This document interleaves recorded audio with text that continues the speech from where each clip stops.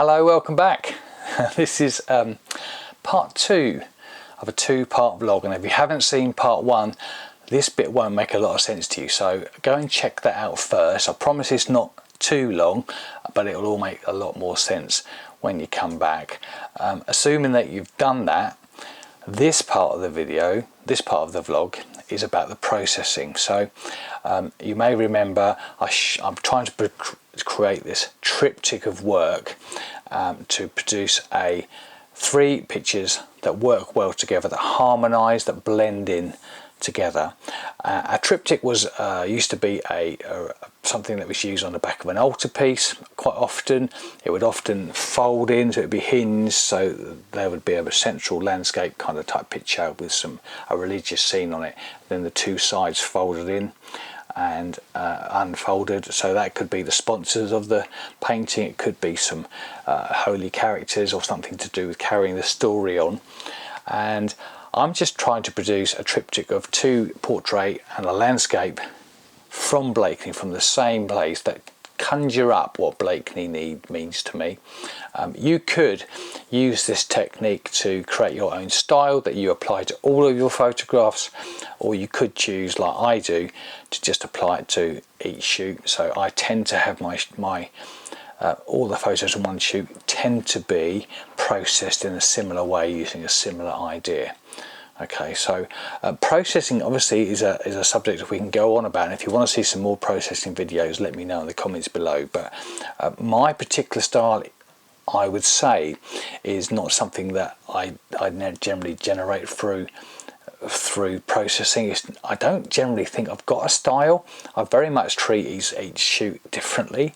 Some people process theirs in a similar way throughout all of their work. So somebody like Ed Allen, who I don't know, never met, never spoken to. Ed seems to use lots of vignettes and darken stuff down. I really like his work, by the way, but he has a very recognisable style. If you've ever seen our challenges between me and Gary Sugden, the photography challenge videos, there's 2 of them, the Gary Sugden and I have done, you'll notice that Gary processes his in a lot darker way than I do, and that's the way that Gary likes to process. I tend to process mine more like Stuart McLennan. I'm very much for realism, but with a bit of punch to them, which is kind of how Stuart processes his work.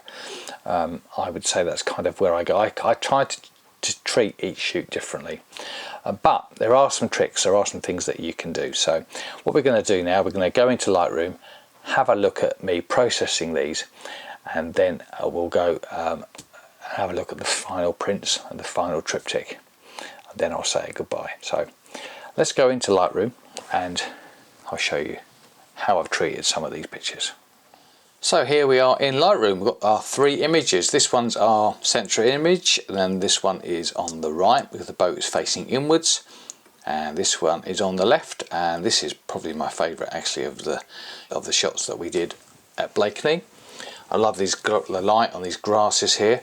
Now we're in the develop module, so this is all the developed stuff on the side here, and the other thing that we've got are user presets, which is something that you can do. So you can give it a look which you've already used, and these are ones that I've got hold of over the years and bought, and you can just drag down over them and you can see how the colour changes.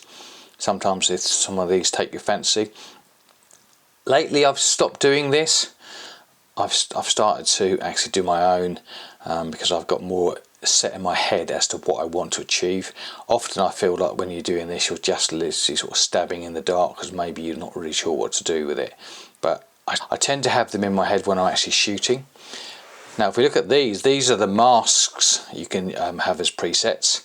So you can set up you can see what they say here, basically reverse grads. And this basically what will happen with these is you'd have to reset the mask just to apply it in the right place, but it's quite a nice thing. So if you do portraits, or these are portrait ones. Okay, subject warmer, background cooler, face brighter, skin softening. Don't tend to use these very much, but they're quite a nice thing to have along the slide here. And then we've got some various ideas here, but I'm not going to use any of those, so generally I have it where that's turned off. So that will disappear, and this is our particular file that we've started with. So you can see 200mm was the focal length, 6.7 aperture, 30th of a second. And the first thing that strikes me with this, I mean, the histogram looks great, it's brilliant, so I can do whatever I like with it. We used to just pull out the shadows, pull in the shadows and pull out the highlights so that everything matched here and here. I'm going to give the full tonal range, which I can do here, but I want to darken this down a little bit because I've got an idea of how I want this to look. So we'll darken this a little bit. Okay, I'm going to pull the highlights in, actually out a fraction, to make it a little bit more contrasty. Now that looks kind of nice. I don't like the colour temperature. I'd like it a little bit warmer because I want to emphasise these colours here, because as we've talked about in the previous video, we'd like this kind of colour to just flow through all three pictures. So we're just going to warm it up somewhere around 6,000 is about right, 6,000 Kelvin I think. I'm going to just give it a little bit of vibrancy, which I don't think hurts very much. And saturation, I would sometimes just push the whole lot up, but actually I tend to be very careful on that. It can look very false, so I normally use the HSL slider, and I use this little button here. So we just click on it and then find the colour, which is this samphire colour, and then drag it up, and you can see how that's affecting the oranges and the reds. Okay, just the oranges and the reds, so everything else stays the same. Certainly the greens are very, very realistic. We've got white here, so that's all looking pretty good. So that pretty much is how I want it. The other thing I want to look at really is are these highlights. Now you can see there's little bits of red in here. That's because I've got the highlight clipping on, which I can turn off and on. That just tells me that's basically not going to print very well, but that's okay. We can live with that. I want it to be as white as it can be, because the light shining through here is what this picture is all about. So that's pretty much done, but I do want to add one more thing, which is a vignette. You can do that various ways. If you come right down here, we can adjust it this way. That just gives it a little bit of a kick, which is fine. You can adjust all of these things. I tend to do mine now with a radial gradient, because I want to have the mask, that's not going to work. Let's get rid of that one. I didn't have that in the right place. Let's delete that. And let's go back. Actually, we're going to delete the mask altogether. What I'm going to do now is just create, let's try that again. So in the middle of the picture, maybe slightly to the bottom, and drag up and out. Okay, these are the bits I want to keep white, really, because what I'm going to do now, click on the three dots, invert this, and now I'm just going to darken down with the exposure. I could just put the shadows down on that bit there, just to make it look a little bit more natural. It looks like a gentle vignette. Okay, I'm happy with that. Now, you can now do one of two things. You can right click, develop settings, and then copy the settings. Okay, and this then comes up. So we haven't done any cropping, we have done some masking, so I'm going to include that. Nothing else I've done. You can check the whole lot if you want to, or just check what you want to, and then copy that, and that's going to hold those settings here in its memory. The other thing that you can do is you can go to add in a preset. So I can just click on plus, create a preset, and I'm going to call that Blakeney. Okay, I can create that there, and as you can see, that's appeared here.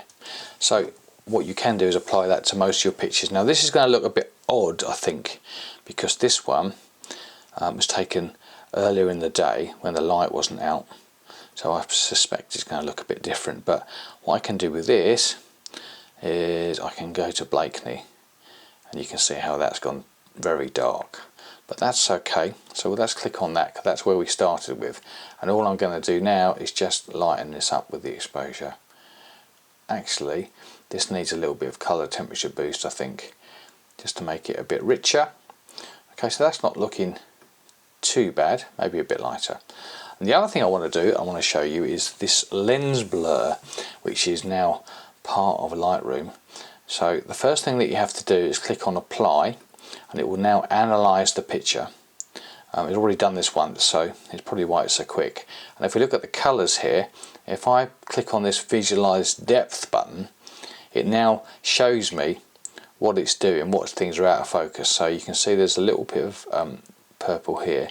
I'm looking at this color and this color and this color, and they're all here, so I'm happy with that. And this yellow is fine. So basically everything in this little range here, and I can adjust it by moving it in and out, it's going to be in focus, and everything else won't be. Now I can click rid of that. So if I now click this and turn that colour off, if I go up to here now, here's the blur amount. So watch, if I put this up to 100, you can see how this is completely blurred now, and the front, and there is back to the original. So I want something like, the default was about 50%, which is not that far off really. Just makes things stand out a little bit, and I think that kind of works. So there we go, we've got the red colour in here. We don't need to do any more saturation with that. Happy with all of that. It's already got the mask applied. That's there, look, that came from the previous one. So that's ready to go. The only thing I'm going to do now is just do that with this one. So we'll just apply my Blakeney preset, which I've set, lighten it up a little bit. Oops, sorry, that's the mask. Turn the mask off. So if we just lighten that up a little bit. Okay, what I'm going to do with this one though, so you can see the colour is worked through. What's happened though is obviously the sky has gone too bright, so I'm just going to add a new mask to this. Select the sky, and then what we're going to do with the sky is we're going to darken the sky down, and I'll bring that back to how it was pretty much. And this is where we used to use a neutral density grad. We don't need any more. This boat looks a little bit burnt out. Let's have a look here. Yeah, look, you can see that with that clipping mask, the clipping tool there shows me that's clipped. So I turn that on. Let's turn the mask off, and now we're just going to drag the highlights down so they are in. Now the sky now looks too dark, so let's go back into the sky mask and let's just lighten that up a little bit, because it didn't look anything like that. That's about right there. I would say highlights down a bit more, maybe. Yep, good. Okay, so we've got, as you can see with this mask, we've still got the radial gradient inverted, so we've still got the vignette. That's looking okay. I can select it if I want to and make that even darker, and that should work. So all I need to do now is put these three pictures together, which I'll put on at the end. I'm also going to make the background of the sheet of paper into a nice Blakeney blue and orange by using a gradient, but I won't spend some time on this vlog doing that. But I'll show you the finished picture, print that out onto photo speed panoramic paper, and that's job done. So thanks ever so much for tuning in. I'll see you on Sunday. We've got some Epping Forest autumn colours to show you, which I'm looking forward to. So thanks ever so much for tuning in, and I will see you on Sunday at 6 o'clock. Until then, ta-da, goodbye.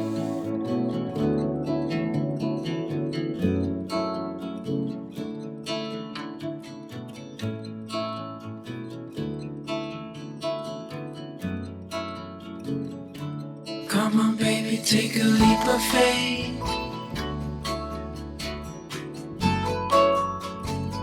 We got a love that's worth the wait.